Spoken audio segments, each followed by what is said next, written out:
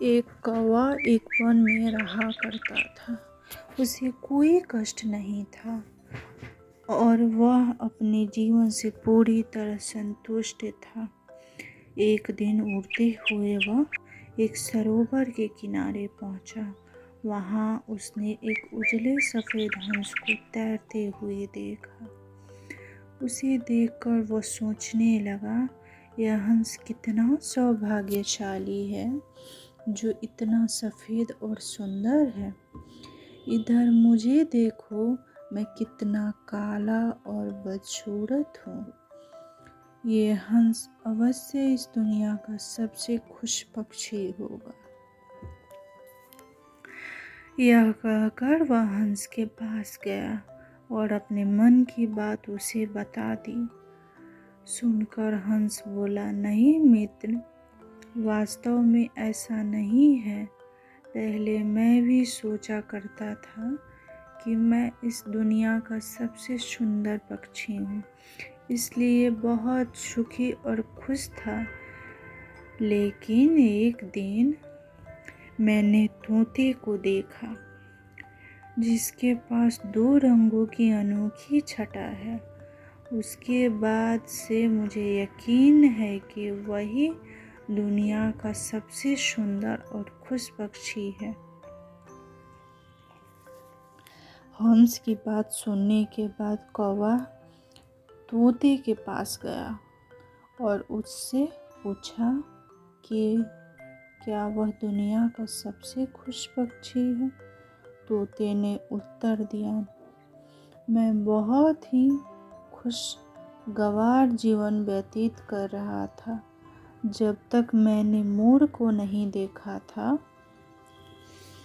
किंतु अब मुझे लगता है कि मोर से सुंदर कोई हो ही नहीं सकता, इसीलिए वही दुनिया का सबसे सुखी और खुश पक्षी है।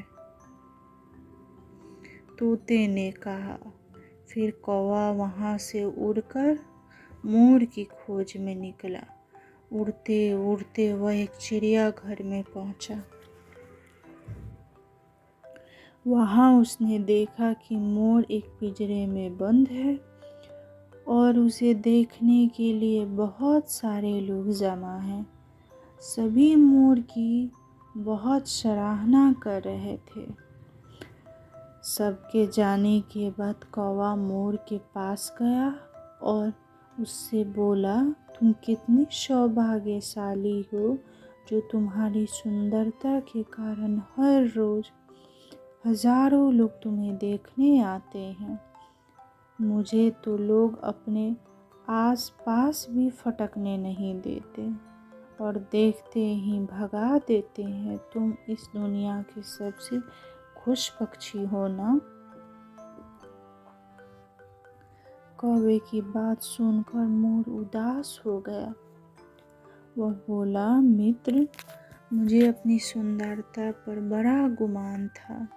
मैं सोचा करता था कि मैं इस दुनिया का क्या, बल्कि इस पूरे ब्रह्मांड का सबसे सुंदर पक्षी हूँ, इसलिए खुश भी बहुत था।